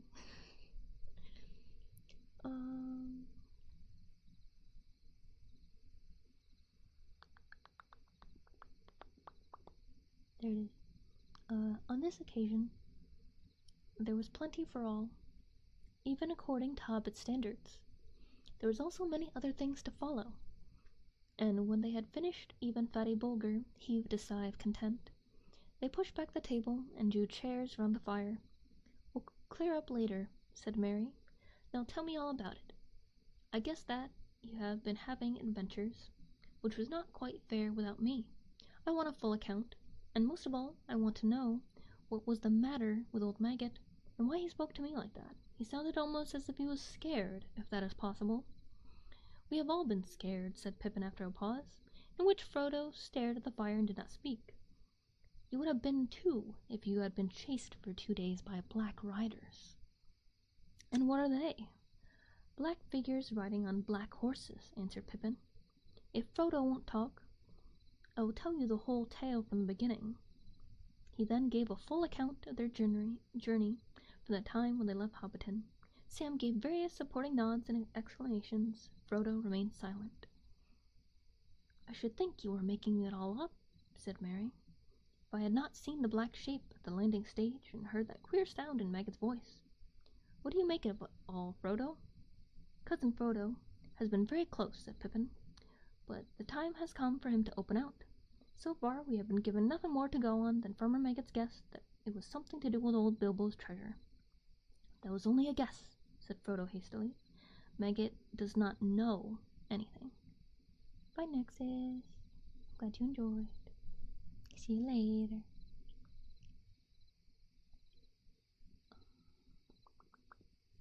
"Old Maggot is a shrewd fellow," said Merry. "A lot goes on behind his round face that does not come out in his talk. I've heard that he used to go into the old forest at one time, and he has the reputation of knowing a good many strange things. But you can at least tell us, Frodo, whether you think his guess good or bad." "I think," answered Frodo slowly, "that it was a good guess as far as it goes. There is a connection with Bilbo's old adventures, and the riders are looking, or perhaps one ought to say searching, for him or for me. I also fear, if you want to know, that it is no joke at all, and I am not safe here or anywhere else." He looked round at the windows and walls, as if he was afraid they would suddenly give away. The others looked at him in silence and exchanged meaning glances among themselves. "It's coming out in a minute," answered Pippin to Merry. Merry nodded. "Well," said Frodo at last, sitting up and straightening his back as if he had made a decision, "I can't keep it dark any longer. I've got something to tell you all, but I don't know quite how to begin." "I think I could help you," said Merry quietly, "by telling you some of it myself." "What do you mean?" said Frodo, looking at him anxiously. "Just this, my dear old Frodo. You are miserable because you don't know how to say goodbye. You meant to leave the Shire, of course, But danger has come on you sooner than you expected, and now you are making up your mind to go at once. And you don't want to. We are very sorry for you." Frodo opened his mouth and shut it again. His look of surprise was so comical that they laughed. "Dear old Frodo," said Pippin, "did you really think you had thrown dust in all our eyes? You've not been nearly careful or clever enough for that. You've obviously been planning to go and saying farewell to all your haunts all this year since April. We have constantly heard you muttering, 'Shall I ever look down into that valley again, I wonder,' and things like that, pretending that you have come to the end of your money, and actually selling your beloved bag end to those Saxville Bagginses. Of all those close talks with Gandalf." "Good heavens," said Frodo. "I thought I had been both careful and clever. I didn't know what Gandalf would say. Is all the Shire discussing my departure, then?" "Oh, no," said Merry. "Don't worry about that. The secret won't keep for long, of course, but at present it is, I think, only known to us conspirators. After all, you must remember that we know you well, and are often with you. We can usually guess what you are thinking. I knew Bilbo, too. To tell you the truth, I had been watching you rather closely ever since he left. I thought you would go after him sooner or later. Indeed, I expected you to go sooner, and lately we have been very anxious. We have been terrified that you might give us the slip and go off suddenly, all on your own like he did. Ever since this spring, we have kept our eyes open, and done a good deal of planning on our own account. You are not going to escape us so easily." "But I must go," said Frodo. "It cannot be helped, dear friends. It is wretched for us all. But it is no use your trying to keep me, since you have guessed so much. Please help me, and do not hinder me." "You do not understand," said Pippin. "You must go, and therefore we must too. Merry and I are coming with you. Sam is an excellent fellow, and would jump down a dragon's throat to save you, if he did not trip over his own feet. But you will need more than one companion in your dangerous adventure." "My dear and most beloved hobbits," said Frodo, deeply moved, "but I could not allow it. I decided that long ago, too. You speak of danger, but you do not understand. This is no treasure hunt, no there and back journey. I am flying from deadly peril into deadly peril." "Of course we understand," said Merry firmly. "That is why we have decided to come. We know the ring is no laughing matter, but we are going to do our best to help you against the enemy." "The ring!" said Frodo, now completely amazed. "Yes, the ring," said Merry. "My dear old hobbit, you don't allow for the inquisitiveness of friends. I have known about the existence of the ring for years before Bilbo went away, in fact, but since he obviously regarded it as secret, I kept the knowledge in my head, until we formed our conspiracy. I did not know Bilbo, of course, as well as I know you. I was too young, and he was also more careful. But he was not careful enough. If you want to know how I first found out, I will tell you." "Go on," said Frodo faintly. "It was the Sackville Bagginses that were his downfall, as you might expect. One day, a year before the party, I happened to be walking along the road when I saw Bilbo ahead. Suddenly in the distance the SBs appeared, coming towards us. Bilbo slowed down, and then, presto, he vanished. I was so startled that I hardly had the wits to hide myself in a more orderly fashion, but I got through the hedge and walked along the field inside. I was peeping through into the road after the SBs had passed, and was looking straight at Bilbo when he suddenly reappeared. I caught a glimpse of gold as he put something back in his trouser pocket. After that I kept my eyes open. In fact, I confess that I spied, but you must admit that it was very intriguing, and I was only in my teens. I must be the only one in the Shire, besides you, Frodo, that has ever seen the old fellow's secret book." "You have read his book?" cried Frodo. "Good heavens above, is nothing safe?" "Not too safe, I should say," said Merry, "but I have only had one rapid glance, and that was difficult to get. He never left the book about. I wonder what become of it. I should like another look. Have you got it, Frodo? No, it was not at Bag End. He must have taken it away. Well, as I was saying, Mary proceeded, I kept my knowledge to myself till this spring, when things got serious. Then we formed our conspiracy, and as we were serious too, and meant business, we have not been too scrupulous. You are not an easy nut to crack, and Gandalf is worse. But if you want to be introduced to our chief investigator, I can produce him. Where is he? Said Frodo, looking around, as if he expected a masked and sinister figure to come out of the cupboard. Step forward, Sam, said Mary, and Sam stood up with a face scarlet up to his ears. Here's our collector of information, and he collected a lot, I can tell you, before he was finally caught. After which, I must say, he seemed to regard himself as on parole, and dried up. Sam, cried Frodo, feeling the amazement could go no further, and quite unable to decide whether he felt angry, amused, relieved, or merely foolish. Yes, sir, said Sam, begging your pardon, sir, but I meant no wrong to you, Mr. Frodo, nor to Mr. Gandalf, for that matter.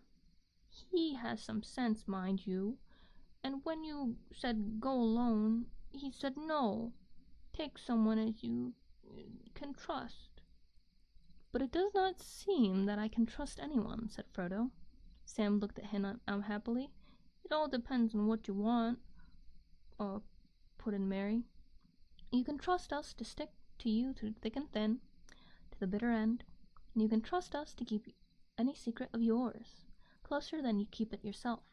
But you cannot trust us to let you face trouble alone and go off without a word. We are your friends, Frodo. Anyway, there it is.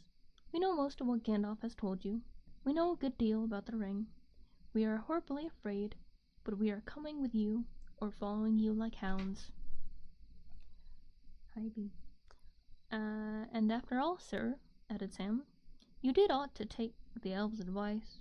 Gildor said you should take them, as was willing, and you can't deny it. I don't deny it, said Frodo, looking at Sam, who was now grinning. I don't deny it, but I'll never believe you are sleeping again, whether you snore or not. I shall kick you hard to make sure. You are a set of deceitful scoundrels, he said, turning to the others. But bless you, he laughed, getting up and waving his arms. I give in. I will take Gildor's advice. The danger were not so dark. I should dance with joy. Even so, I cannot help feeling happy, happier than I have felt for a long time. Hi, sweetie. Hello, I would like to see the book. Hi. Yes. Yes, I love you. My sweetie.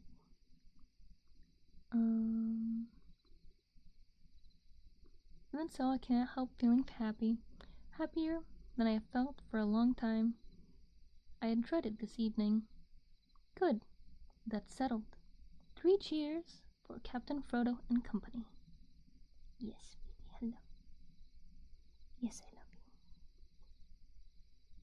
I'm reading, sweetie. Yes, hello. Yes, I love you. No, that's the camera bee. That's the camera bee. I need that. Where you going, sweetie? Sweetie, careful. Sweetie, careful.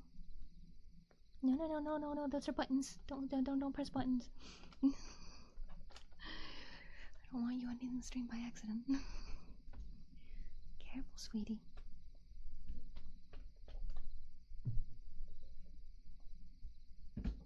Yes, B.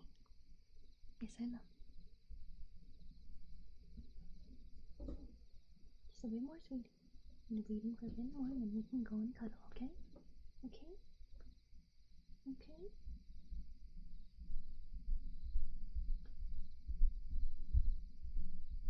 Are you gonna sit? No. Stop at the corner. There you go. A little bit more, B. They shouted and danced around him. Merry and Pippin began a song, which they had apparently got ready for the occasion. It was made on the model of the dwarf song, that started Bilbo on his adventure long ago, and went to the same tune. What if it's the same tune as Took as a pronoun? Well, we call to hearth and home, though wind may blow and rain may fall, we must away at break of day, far over wood and mountain tall, to river down where elves yet dwell, and glades beneath the misty fell. Through moor and waste we ride in haste, neither then we cannot tell. Foes ahead, behind us dread, beneath the sky shall be our bed, until our last our toil be past, our journey done, our errand sped. Wait, was this supposed to be to Misty Mountains? We must, because it has we must away, we ride before the break of day.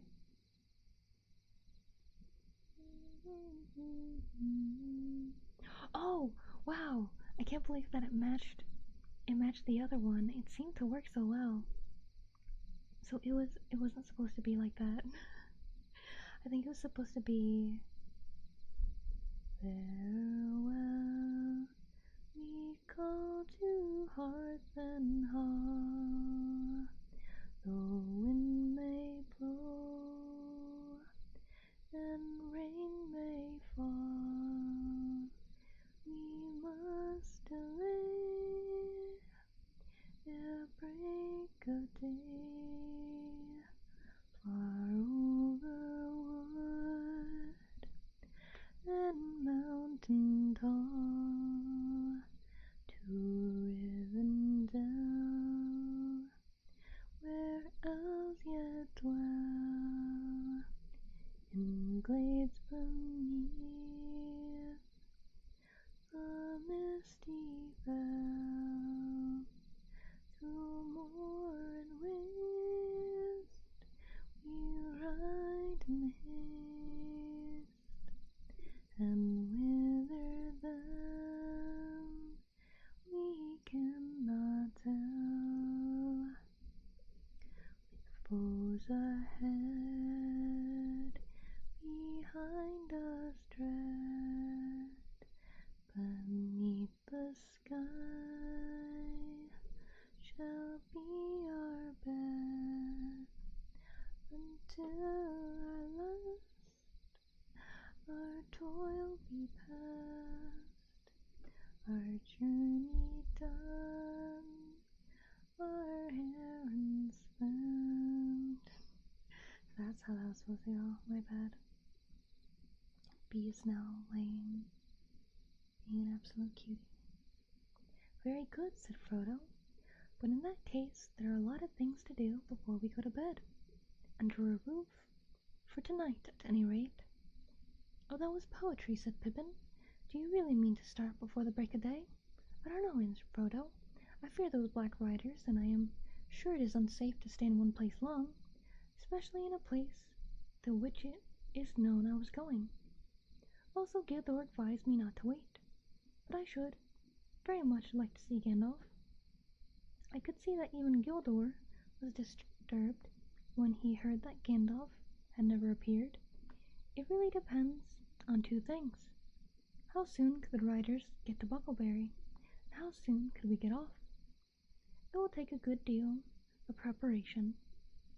The answer to the second question, said Merry, is that we could get off in an hour. I have prepared practically everything. There are 6 ponies in a stable across the fields, stores and tackle and all packed, except for a few extra clothes and the perishable food. It seems to have been a very efficient conspiracy, said Frodo. What about the Black Riders? Would it be safe to wait one day for Gandalf? It all depends on what you think the riders will do if they found you here, answered Merry. They could have reached here by now, of course, if they had not stopped at the north gate, where the hedge runs down the river bank, just this side of the bridge.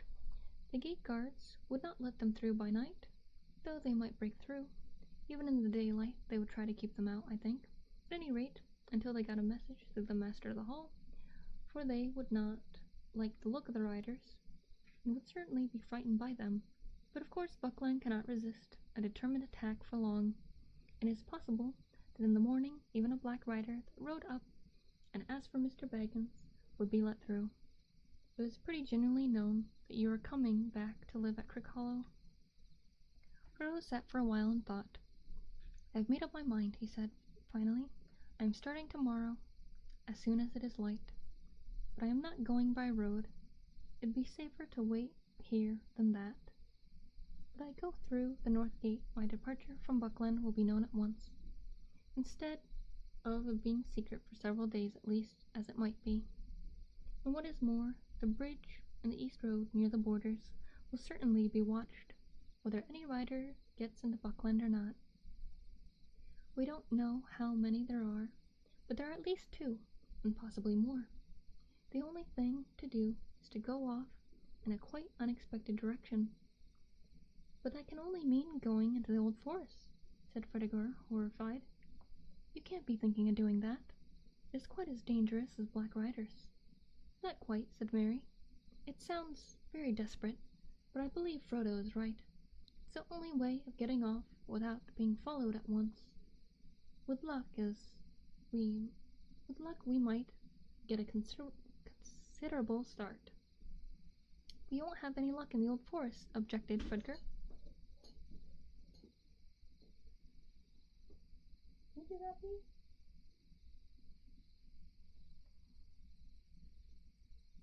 Be still here on the desk.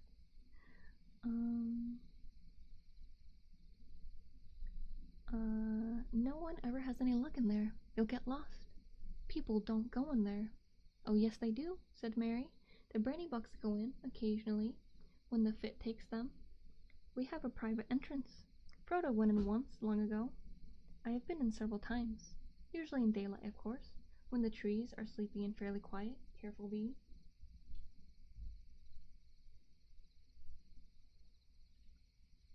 "Well, do as you think best," said Fredgar. "I am more afraid of the old forest than of anything I know about. The stories about it are a nightmare, but my vote hardly counts, as I am not going on the journey. Still, I am very glad someone is stopping behind, who can tell Gandalf what you have done when he turns up, and I am sure he will before long." Fond as he was of Frodo, Fatty Bulger had no desire to leave the Shire, nor to see what lay outside it.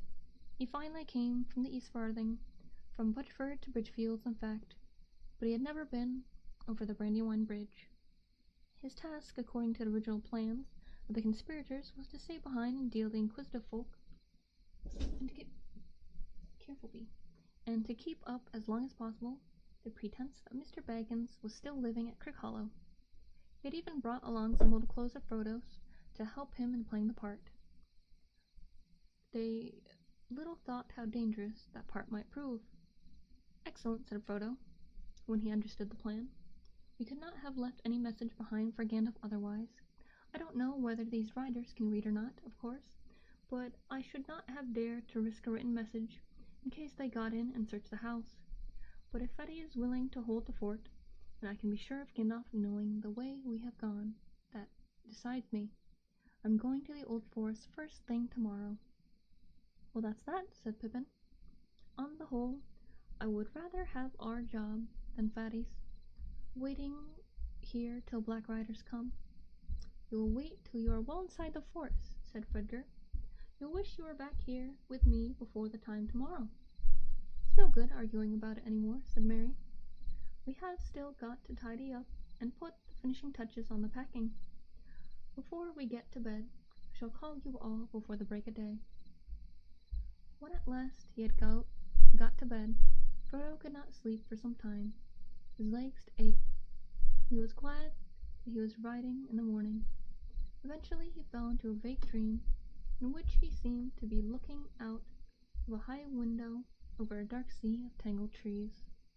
Down below, among the roots, There was the sound of creatures crawling and snuffing. He felt sure they would smell him out sooner or later. Then he heard a noise in the distance. At first he thought it was a great wind coming over the leaves of the forest. Then he knew that it was not leaves, but the sound of the sea far off. A sound he had never heard in waking life, though it had often troubled his dreams. Suddenly he found he was out in the open. There were no trees after all. He was on a dark heath, and there was a strange salt smell in the air. Looking up, he saw before him a tall white tower, standing alone on a high ridge. A great desire came over him to climb the tower and see the sea. He started to struggle up the ridge towards the tower, but suddenly a light came into the sky, and there was a noise of thunder. That was the end of chapter 5. And I think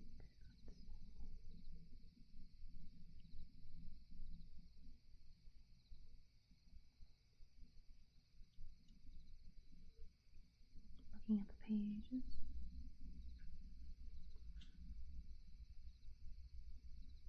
I think we'll end it there because I don't wanna push my throat too much. And last time we had story time, I definitely did push it a little bit, going like 3.5 hours. Going to this time, cause my throat still was a little bit sore from a couple days ago. Though I hardly said a word yesterday or all of today. Still don't want to push it too much. So I'm gonna rest my voice again for a couple days, and then we'll get back to stuff, and we'll be reading more later on in the week. Posted my schedule not too long ago, but tomorrow should be B's appointment, but they didn't call me about it, so I'm gonna have to call them tomorrow. I should have B's appointment tomorrow, and the day after that I'm gonna be working on things. I might do an Arium stream on Wednesday. Then Thursday, for Thanksgiving, we will be playing Smooshy Come Home, which is a very, very cute game. I love it very much, very cozy. I hope you guys will enjoy that. And then Friday, we got Detox Your Fatigue, so we got another ASMR stream where I take a quest. And then Saturday, we'll be reading Lord of the Rings again. And on Sunday, we will be watching the next Batman Ninja movie, which is Batman Ninja vs. Yakuza League.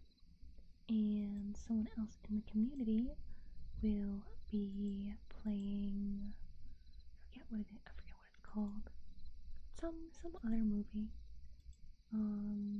Action, old action movie. It's one of those, I think, that are like so bad that it's kind of silly, I guess.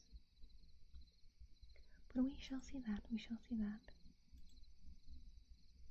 As for now, I will read Gentle Fox ASMR. Thank you guys for joining me for more of the book. Hope you guys had a lovely, comfy, cozy time. Good night, cheek kisses for anyone going to sleep. Oh yeah, Congo, that's what it was. It was great. Time really flew by. Having fun reading streams. Yeah. I really wish my throat could allow for longer, but alas, I can only do so much. But I love you guys. Love you. See you later. Bye. Love you. And YouTube is always here a little bit long.